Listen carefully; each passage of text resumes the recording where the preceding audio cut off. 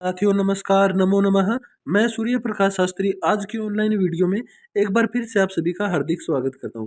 तो भाई इससे जो पहली वीडियो आई थी हमारी, वो अभिज्ञान शाकुंतलम के तीसरे अंक की वीडियो थी। उसके अंदर हमने जहाँ तक पढ़ा था उसके आगे से हम पढ़ना शुरू करेंगे। तो इससे पहले जो है मैं आपको कुछ अभी बता देना चाहता हूँ कि बीच में काफ़ी दिनों से जब मैं यूट्यूब के ऊपर अभिज्ञान शाकुंतलम से संबंधित कोई भी वीडियो लेके नहीं आ पाया था, क्योंकि सबकी अपनी अपनी मजबूरियाँ होती है। मेरे भी बीच बीच में कोई ना कोई परीक्षा थी, कभी एस्टेट था, कभी कोई था, अभी आगे दिल्ली का फिर से परीक्षा आने वाली है, तो बीच में जो है समय निकाल के मैं यूट्यूब वीडियो वगैरह बना रहा हूँ। दूसरी बात कि यदि आप वीडियो वगैरह देखते हो तो नीचे कोई कमेंट वगैरह कुछ नहीं बता दे कि भाई वीडियो अच्छी है कि नहीं है, ये वीडियो के अंदर आपको कुछ अच्छा लगता है कि नहीं लगता। अगर आपको कोई भी चीज़ अच्छी लगे वो भी आप बताया करो। अगर वीडियो के अंदर कोई भी चीज़ आपको अच्छी ना लगे तो उसके बारे में भी आप बताया करो, ताकि मुझे पता चलता रहे कि मैं जो पढ़ा रहा हूँ वो कुछ समझ में आ रहा है या फिर मैं ऐसे ही अपने आप ही बड़बड़ा रहा हूँ। तो आपसे फिर से निवेदन है कि अगर वीडियो अच्छी लगे तो इसको ज़्यादा से ज़्यादा लाइक शेयर सब्सक्राइब जरूर करें, और कोई ना कोई जो है अच्छा सा कमेंट जरूर करें। अगर क्लास अच्छी लगे तो अच्छा कमेंट करें, ना लगे तो चिंता नास्ती। आपको क्लास जैसी भी लगे उसके बारे में आप कमेंट करके ज़रूर बताओगे। तो साथियों अब ज़्यादा समय न लेते हुए मैं वीडियो को यहाँ से शुरू करता हूँ। तो अभिज्ञान शाकुंतलम के इस तीसरे अंक के अंदर हमने पढ़ा था कि राजा जो दुष्यंत है वो आश्रम के अंदर आ गया है, और आश्रम के अंदर जो शकुंतला है उस शकुंतला की दुर्दशा हो चुकी है, बीमार हो चुकी है वो। ठीक है, क्यों हो चुकी है? क्योंकि काम से पीड़ित है, काम की भावना से वो पीड़ित है। दूसरी तरफ राजा है, राजा भी काम की भावना से पीड़ित है। और वो जो शकुंतला है वो आश्रम के अंदर एक उपवन है, बगीचा है, उस बगीचे के अंदर गई हुई है, और राजा ढूंढ रहा है कि भी कहीं ना कहीं शकुंतला मिल जाए, कहीं मैं उसको अच्छी प्रकार से देख पाऊं। तो उसको शकुंतला को देखने के बहाने से राजा यहाँ वहाँ भ्रमण करता है। और यहाँ तक हमने पढ़ा था परिक्रम में सस प्रसम निरूपे, राजा ने परिक्रमा की थी और स्पर्श का निरूपण किया था। और राजा ने कहा था कि ये जो प्रवात माने वायु है बड़ी ही सुभग है, बहुत ही सुंदर हवा चल रही है। ठीक है, और उद्देश्य उसको उद्देशित करके उस स्थान के बारे में देख के बताया था कि भाई इस स्थान की जो वायु है बहुत ही मधुर वायु है, शीतल वायु है, और इस वायु को देखकर मुझे ऐसा लगता है कि जो शकुंतला है वो यहीं आसपास होनी चाहिए। इस प्रकार से जो है राजा दुष्यंत अंदाजा लगाता है। सख्यम अरविंद सुरभि कणवाही मालिनी तरंगाणाम अंगैरनंग तप्तैरविरलम आलिंगितुम पवनः। इस प्रकार से ये जो श्लोक है, इसका अर्थ होता है सख्यम। सख्यम का अर्थ होता है समर्थ होना, योग्य होना। किस चीज के अंदर भाई? अरविंद सुरभि। अरविंद का मतलब होता है कमल, और सुरभि माने हवा, यानी कि कमल की जो हवा है, सुगंधित हवा, जहाँ पर कमल के पौधे होते हैं ना बहुत सारे, तो उन कमलों से होके जो हवा आएगी वो हवा कैसी हो जाएगी भी? सुगंधित हवा हो जाएगी। सुरभि माने सुगंधित हवा हो जाएगी। क्या हो जाएगी? कणवाही। एक तो हवा हो जाएगी सुरभि, सुगंध से युक्त। दूसरी कणवाही। कण जो पानी की बूंद होती है उनको बोलते हैं। वाही का मतलब वहन करने वाली। कणवाही का मतलब होता है शीतल वायु, यानी कि जिस वायु के अंदर नमी होती है। इस प्रकार की वायु बह रही है। कहाँ पर बह रही है? मालिनी तरंगाणाम। मालिनी माने, मालिनी एक नदी है, उस मालिनी की तरंगाणाम, तरंगाणाम माने लहरों की, मालिनी के किनारे की जो लहर है उन लहरों से क्या होते हैं? पानी की बूंदें उठती है। वो पानी की बूंदें किसके अंदर मिल जाती है? हवा के अंदर। और उस हवा के अंदर कमल के जो फूल है उन फूलों की सुगंध भी मिल जाती है। तो इस प्रकार के कमल के फूलों की सुगंध से युक्त और मालिनी की तरंगों के कणों से युक्त, जल से युक्त जो मधुर हवा है, शीतल हवा है, वो हवा यहाँ पे बह रही है। और उस हवा की, उस वायु की और क्या विशेषताएं हैं? वो वायु, पवन माने वायु, आलिंगितुम। आलिंगितुम का मतलब होता है आलिंगन करने के योग्य है। ठीक है, मेरा ऐसा मन कर रहा है कि मैं इस वायु का ही आलिंगन कर लूं। अर्थात ऐसा लग रहा है जैसे ये जो वायु है बहुत ही मधुर वायु है। ऐसा लगता है कि मैं इस वायु को आलिंगन कर लूं। और किस प्रकार से आलिंगन करना है? अंगई ही, अंगों के द्वारा आलिंगन करना है। कौन से अंगों के द्वारा? अनंग तप्तई। अनंग तप्तई का मतलब जो कामदेव है, उस कामदेव के लिए यहाँ पर बोला गया है अनंग। तप्तई माने पीड़ित। कामदेव के द्वारा पीड़ित, गर्मी से पीड़ित नहीं है, यहाँ पर कामदेव से पीड़ित है। और दूसरी तरफ हम इसका अर्थ ये लगा सकते हैं कि भी अगर गर्मी से पीड़ित कोई व्यक्ति है तो उसको शीतल हवा है वो मधुर लगेगी, अच्छी लगेगी, और ऐसा लगेगा जिस भी इस शीतल हवा का आलिंगन कर लूं। तो यहाँ पर जो राजा दुष्यंत है वो कहता है कि मेरे जो अंग है वो काम की भावना से पीड़ित है, और इन काम की भावनाओं से पीड़ित अविरलम, अविरलम माने लगातार, ऐसे नहीं भी थोड़ी सी देर इस हवा को मैं आलिंगन कर लूं, ऐसा लगता है कि भाई मैं लगातार इस हवा का आलिंगन करता रहूं, यानी कि लगातार लंबे समय तक मैं इस वायु का सेवन करता रहूं। इस प्रकार का जो है इस राजा को लगता है, दुष्यंत को लगता है। ठीक है भाई, आगे चलते हैं, एक बार इसका सरलार्थ दोबारा देख लो। राजा दुष्यंत कहता है, कमलों की सुगंध से युक्त और मालिनी नदी के तरंगों के जल कणों को धारण करने वाला ये जो वायु है, काम से पीड़ित, संतप्त माने पीड़ित, मेरे अंगों को लगातार तृप्ति पर्यंत सेवन करने योग्य है। अर्थात मुझे तब तक इस वायु का सेवन करना चाहिए जब तक मेरे जो अंग है वो पीड़ित प्रसन्न नहीं हो जाते, तृप्त नहीं हो जाते, तब तक मुझे इस वायु का सेवन करते रहना चाहिए। इस प्रकार राजा दुष्यंत कहता है। आगे परिक्रम में अवलोक्य च, राजा आगे क्या करता है, परिक्रमा करता है, और अवलोक्य माने देखता है। राजा कहता है, अस्मिन वेतस परिक्षिप्ते, राजा ने क्या बोला, चारों तरफ परिक्रमा करके देखे राजा बोला, अस्मिन वेतस परिक्षिप्ते, ये जो वेतस की जो लता मंडप है, जो कुटिया है, इसके परिक्षिप्ते, परिक्षिप्ते का मतलब चारों ओर, इस कुटिया के चारों तरफ क्या है, वेतस, यानी कि वेतस से चारों तरफ से घिरी हुई जो लता मंडप है, लता मंडप का विशेषण है वेतस परिक्षिप्ते, अर्थात बेंत से घिरा हुआ, जो बेंत से घिरा हुआ लता मंडप है उसके समीहन, या ये कुछ दिख नहीं रहा यहाँ पे, इसका अर्थ यही होगा कि पास में स्थित है। कौन पास में स्थित है भाई, शकुंतला, तो शकुंतलया अत्र एव परिभवितव्यम, अर्थात शकुंतला को निश्चय ही यहीं पर होना चाहिए, इसी के आसपास होना चाहिए। तथा ही राजा कारण बताता है शकुंतला को यहाँ पर क्यों होना चाहिए, मुझे ऐसा क्यों लग रहा है, तो राजा कहता है अधोविलोक्य, नीचे देखकर राजा कहता है। अभी एक श्लोक है, ये श्लोक बोलता है राजा, अभ्युन्नता पुरस्ताद अवगाढ़ा जघन गौरवात पश्चात द्वारे यस्य पांडुसिक्ते पद पंक्तिर्दृश्यते अभिनवा। इस प्रकार का राजा श्लोक बोलता है। राजा कहता है कि पुरस्ताद अवगाढ़ा, पुरस्ताद माने पीछे की ओर, अवगाढ़ माने गहरे है। जब भी कोई आदमी चलता है, कोई औरत चलती है, तो कहीं ना कहीं उसके पैरों के निशान बनते हैं। तो जो शकुंतला है वो गई है, कहाँ से गई, अभी पांडु सिकते, पांडु का मतलब होता है पीले रंग की, सिकता का मतलब बालू रेत, तो पीले रंग की बालू रेत वहां पे आश्रम में लता मंडप के आसपास है। उस रेत के ऊपर उसकी क्या है, पद पंक्ति, पद पंक्ति का मतलब होता है पैरों के निशान, दृश्यते माने दिखाई दे रहा है, अभिनवा माने नई, नई, अभिनवा माने नई, अर्थात ये जो लता की मंडप है, कुटिया है, इसके चारों तरफ बालू रेत है, और उस बालू रेत के ऊपर शकुंतला के पैरों की नई नई पंक्तियां दृश्यते माने दिखाई दे रही है।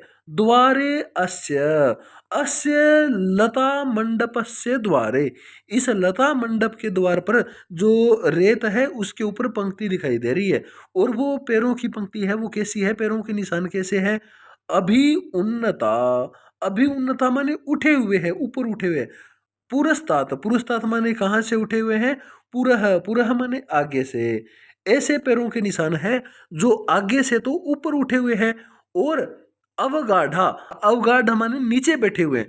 पैरों के निशान दो प्रकार से, एक तो वो बता रहा है पुरस्तात, पुरस्तात माने आगे से, पैरों के जो निशान है आगे से ऊपर उठे हुए, क्योंकि शकुंतला का जो अग्रभाग है वो अधिक भारी नहीं है, लेकिन जघन गौरवात, जघन माने जो पीछे का भाग है, गौरवात माने बड़ा होने से, महान होने से, या भारी होने से, शकुंतला का जो पृष्ठ भाग है, पिछला भाग है, नितंब भाग, वो कुछ भारी है, और भारी होने के कारण उसके पैरों के निशान है, पैरों की पंक्तियां है वो भी पीछे से नीचे बैठी हुई है, और आगे से पैरों की पंक्ति ऊपर उठी हुई है। अर्थात जब कोई मनुष्य चलता है तो उसके जो पैर है ये आगे की तरफ से तो इसके पैर ऊपर उठे हुए हैं, क्योंकि आगे भार कम है, और पीछे की तरफ से जो पैरों का निशान है वो नीचे बैठा हुआ है, अर्थात शकुंतला का जो पृष्ठभाग है वो कुछ भारी था, इस कारण पीछे से जो पैरों का निशान है वो जमीन वहां पे बैठी हुई है।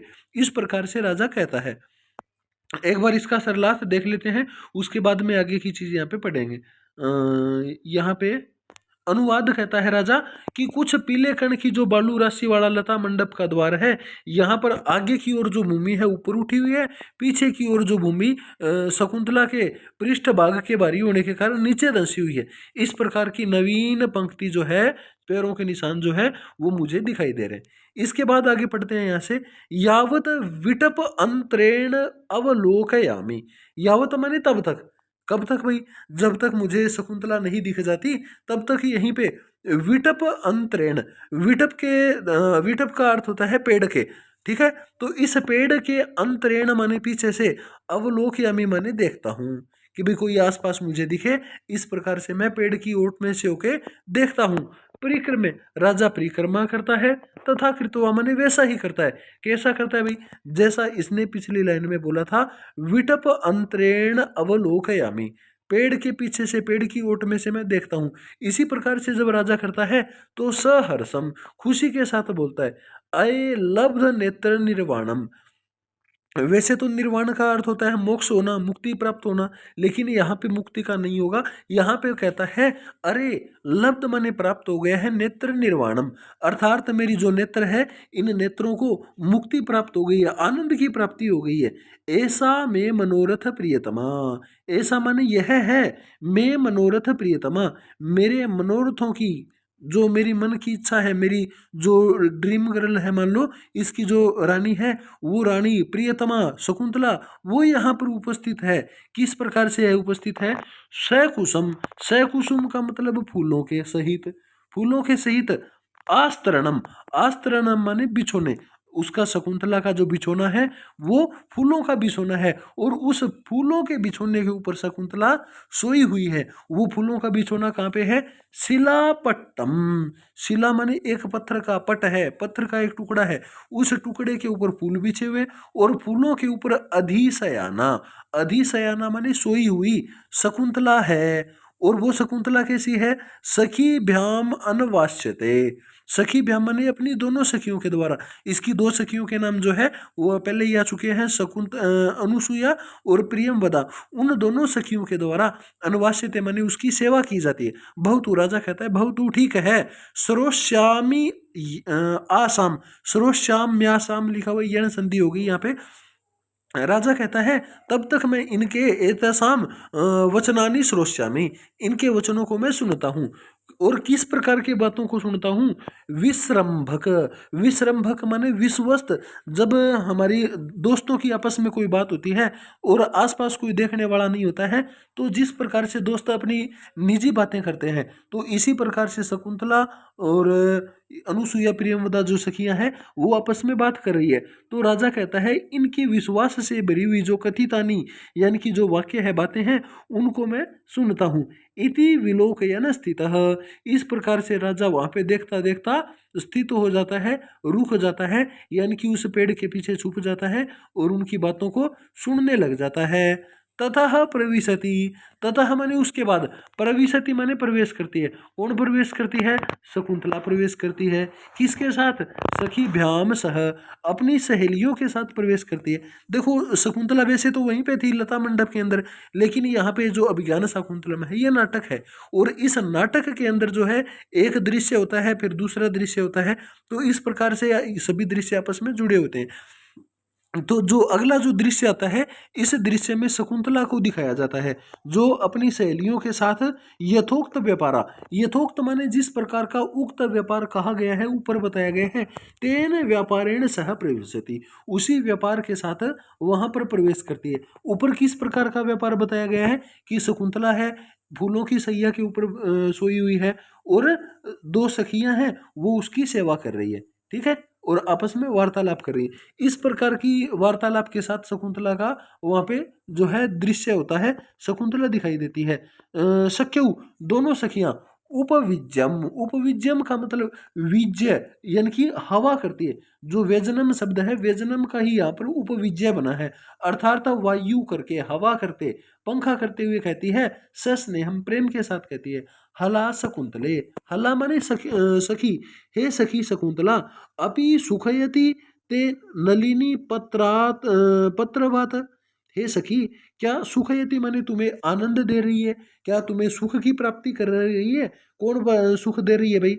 नलिनी पत्रवात, हम जो नलिनी यानी कि कमलिनी के पत्र माने पत्ते से जो वात माने हवा कर रहे हैं, पंखे से हवा कर रहे हैं, क्या ये हवा तुम्हें आनंद तो दे रही है क्या?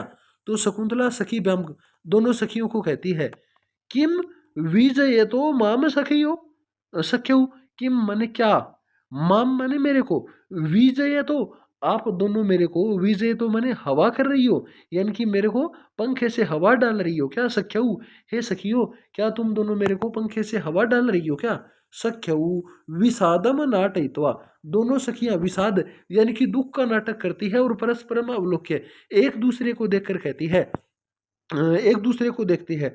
राजा कहता है, बलवद अस्वस्थ शरीरा, बलवद का मतलब वैसे तो होता है जबरदस्त, मजबूरी से, और अस्वस्थ माने अस्वस्थ, शरीर माने शरीर, शकुंतला दृश्यते, लेकिन यहाँ पर बलवद का अर्थ होता है बहुत ही ज्यादा, ठीक है?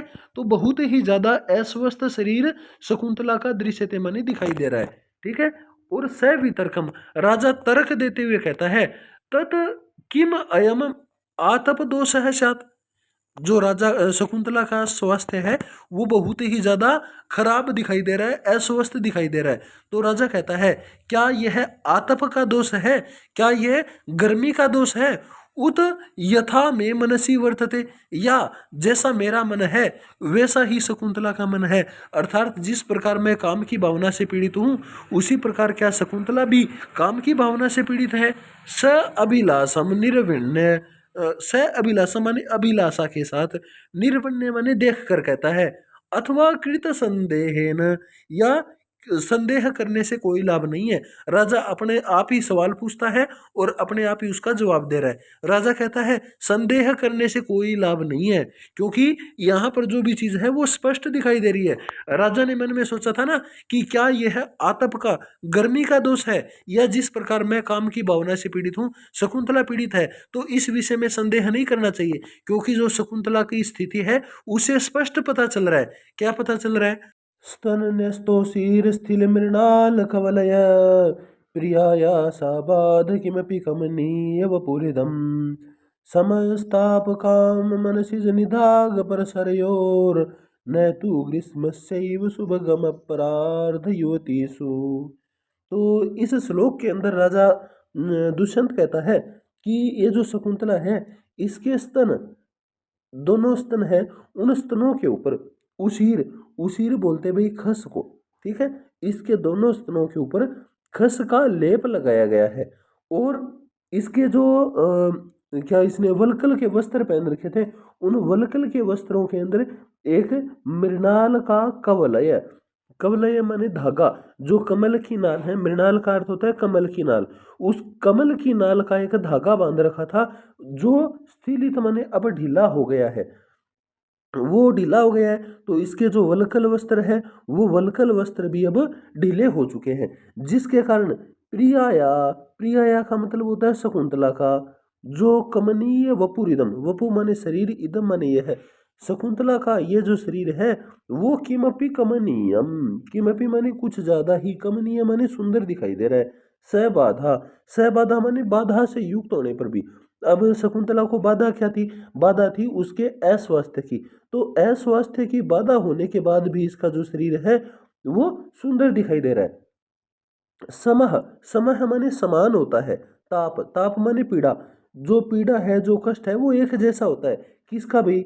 काम का, काम माने भले ही, भले ही मनसिज, मनसिज माने कामदेव का, और निदाघ परसर यो हो, निदाघ माने गर्मी का, कामदेव का और जो गर्मी है, इन दोनों का ही ताप समान रूप से प्रभावी होता है, लेकिन फिर भी न तु ग्रीष्मस्य एव शुभगम अपराध युवतीषु, लेकिन फिर भी कहता है ग्रीष्मस्य, ग्रीष्मस्य माने गर्मी का, अपराधम, अपराधम माने होता है भाई जो अस्वास्थ्य होता है, गर्मी के कारण जो अस्वास्थ्य होता है वो शुभ माने सुंदरता को, न माने नहीं बढ़ाता, युवती सु माने युवतियों की, लेकिन गर्मी का जो ताप होता है ना वो युवतियों की सुंदरता को नहीं बढ़ाता, लेकिन जो काम का प्रभाव है वो युवतियों की सुंदरता को बढ़ा देता है। और ये जो शकुंतला है, इस शकुंतला की सुंदरता अब और भी ज़्यादा बढ़ी हुई है। इससे मुझे पता लग गया कि जो शकुंतला है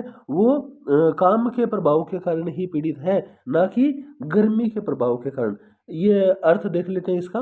प्रिया का, शकुंतला के जो स्तन हैं उनके ऊपर खसखस का लेप लगा हुआ है, और कमल के नाल है वो एक कंकण से युक्त है, ढीले हो गए हैं। और अस्वस्थ, ये जो अस्वस्थ शरीर है ना ये भी मनोज्ञ अर्थात सुंदर दिखाई दे रहा है। भले ही गर्मी और काम का प्रभाव जो है एक समान हो, एक जैसा हो, किंतु फिर भी जो गर्मी का ताप है ऐसा सौंदर्यवर्धक नहीं होता, अर्थात गर्मी के कारण किसी की सुंदरता जो है वो बढ़ती नहीं है। ठीक है, आगे चलते हैं। राजा, ये प्रियंवदा कहती है जनांतिकम, जनांतिकम का मतलब होता है हाथ की ओट करके। प्रियंवदा अपने हाथ की ओट करके कहती है अनुसूये, हे अनुसूया, तस्य राज ऋषि है, उस राज ऋषि के, वो जो राजा दुष्यंत है, तस्य राज ऋषि है, प्रथम दर्शनाद आरभ्य, प्रथम माने पहली बार, दर्शन माने देखने के, आरभ्य माने बाद, ये आरभ्य माने से लेकर, जब शकुंतला ने उस राज ऋषि को पहली बार देखा था उसके बाद से ही प्रिय उत्सुका एव शकुंतला, ये जो शकुंतला है कैसी हो गई है, परियुत्सुका, परियुत्सुका माने बहुत ही ज्यादा उत्सुक हो गई है, बेचैन हो गई है। किम खलु अस्याह तन्निमित्तम अयम आतंको भवेत, किम माने क्या, नु माने निश्चय ही, खलु, खलु माने इसका, शकुंतला का, अस्याह शकुंतला का, तन्निमित्तम, तस्य निमित्तम, किसके निमित्तम, राजा दुष्यंत के निमित्त, राजा दुष्यंत के लिए, आतंको अयम, ये जो पीड़ा है, ये जो कष्ट है, अयम आतंक भवेत, ये जो कष्ट है इसका उसी राजा दुष्यंत के लिए है, ऐसा मुझे लगता है, प्रियंवदा बोली। अब आगे अनुसुईया कहती है सखी, ममापि ईदृशी शंका, ईदृशी आशंका, कहती है मम अपि, मुझे भी, ईदृशी आशंका हृदय से, मेरे हृदय की भी यही आशंका है, मेरे हृदय में भी यही विचार चल रहा है। भवतु, ठीक है, प्रक्षामि तावत एनाम, तो हम एक काम करते हैं इसी को ही जाके पूछ लेते हैं। तो प्रकाश माने प्रकट होकर कहती है सखी, प्रष्टव्यासी किमपि, प्रष्टव्यासी माने पूछ, आपसे पूछना है, क्या पूछना है भी, बलवान खलु ते संताप है, बलवान माने बढ़ रहा है, दुखी और दे रहा है क्या, ते संताप है, ये जो तुम्हारा संताप है ना ये अब बहुत ही ज्यादा बढ़ रहा है, कम नहीं हो रहा है। तो शकुंतला कहती है पूर्वार्धेन, पूर्व माने पहला, अर्ध माने आधा हिस्सा, जो शकुंतला का ऊपर वाला आधा हिस्सा है यानी कि कमर से ऊपर ऊपर, उस हिस्से को शयनाद उत्थाय, शयन माने सोने से उठाते हुए, यानी धीरे धीरे उठने का नाटक करती है, अभिनय करती है और बोलती है हला, हे सखी, किम वक्तुम कामासी, क्या कहना चाहती हो तुम बताओ। तो अनुसुईया कहती है हला शकुंतले, हे सखी शकुंतला, अनु आभ्यंतरे, आभ्यंतरे का मतलब बीच में, अनु हम दोनों के, खलु आवाम का मतलब होता है हम दोनों के बीच में, किस किस के बीच में, अनुसुईया और प्रियंवदा, इन दोनों के बीच में, मदन गतस्य वृतांतस्य, जो मदन का यानी कि कामदेव के बारे में जो वृतांत है, कामदेव की जो लक्षण है, उन दोनों के बारे में जो ज्ञान है वो हम दोनों को नहीं है, किंतु फिर भी कहती है यादृशी इतिहास निबंधेशु, यादृशी माने जैसी, इतिहास निबंधेशु, इतिहास के अंदर जो हमने वर्णन सुना है, कामयमाना, कामयमाना का मतलब होता है काम से युक्त अवस्था, श्रूयते, कामी लोगों की जिस प्रकार की अवस्था सुनी जाती है ना, इतिहास में हमने जिन लोगों की काम से पीड़ित होने की अवस्था सुनी है ना, तादृशी तव पश्यामि, तादृशी स्थिति भवत्याह पश्यामि, वैसी ही स्थिति मुझे आपकी दिखाई दे रही है, ऐसा अनुसुईया ने कहा। आगे, आगे कहती है कथय, कथय माने कहो, किम निमित्तम ते संतापः, किम निमित्त माने किस लिए, ते संतापः माने तुम्हारी पीड़ा, तुम्हारा जो कष्ट है वो कष्ट किसके लिए है। विकार खलु, ये जो विकार है, ये जो कष्ट है, खलु माने निश्चय ही, परमार्थ तो ज्ञात्वा अनारंभ प्रतिकारः, ये यहाँ पे जो है एक सुक्ति है। परमार्थ तो अज्ञात्वा अनारंभ प्रतिकारः, अर्थात किसी भी विकार के बारे में, किसी भी दोष के बारे में निश्चय ही, परमार्थ तो ज्ञात्वा, परमार्थ तो मैंने शुरू से लेकर जानकर, अज्ञातवा माने जाने बिना, अनारंभ माने शुरू नहीं किया जा सकता, प्रतिकार माने उपचार, कोई भी रोग है उस रोग के बारे में पूरी जानकारी प्राप्त किए बिना उसका उपचार नहीं किया जा सकता। इसलिए हे शकुंतला, तुम अपने जो कष्ट है उस कष्ट के बारे में पहले बताओ कि ये जो कष्ट है ये किस कारण है। राजा अनुसूयाम अपि अनुगतो, जो राजा दुष्यंत था, अनुसूयाम, अनुसूया की बातों को अनुगतो माने समझता हुआ, और कहता है मदीय तर्क, ये तो मेरा ही तर्क है, अर्थात अनुसूया ने जो बात कही है ऐसी बात तो पहले ही मेरे मन में आ चुकी है। ना ही स्वाभिप्रायेण में दर्शनम, इसका जो बात है वो मेरे अभिप्राय से मिलता जुलता है, अर्थात जो मैंने कहा है ना वही विचार इसके मन में भी आ रहा है। शकुंतला आत्मगतम, अपने आप को कहती है, क्या कहती है, बलवान खलु में अभिनिवेश, मेरा जो अभिनिवेश है, मेरा जो विचार है वो बहुत ही ज्यादा बलवान है, अर्थात मेरे जो काम की पीड़ा है ये इस समय बहुत ही ज्यादा बढ़ी हुई दिखाई दे रही है। इदानीम अपि, इदानीम माने अब भी, सहसा अचानक ही, एतयोः न शक्नोषि निवेदितुम, इन दोनों को अभी एकदम से मैं अपने जो विचार है, काम की भावना है, इसको एकदम से इन दोनों के सामने प्रकट नहीं कर सकती हूँ। तो भाई आज की वीडियो में हम यहीं तक पढ़ेंगे, बाकी का जो है अगली वीडियो में पढ़ेंगे। तब तक आप वीडियो के साथ अच्छी तरह से बने रहिए। वीडियो अगर आपको अच्छी लगे तो इसके ऊपर लाइक, कमेंट और सब्सक्राइब वगैरह जरूर किया करो, शेयर किया करो, ताकि मुझे भी जो है थोड़ा थोड़ा मोटिवेशन मिलता रहे और आपके लिए मैं और ज़्यादा अच्छी प्रकार से वीडियो बना सकूँ। ठीक है भाई, धन्यवाद। सर्वेभ्यो नमो नमः।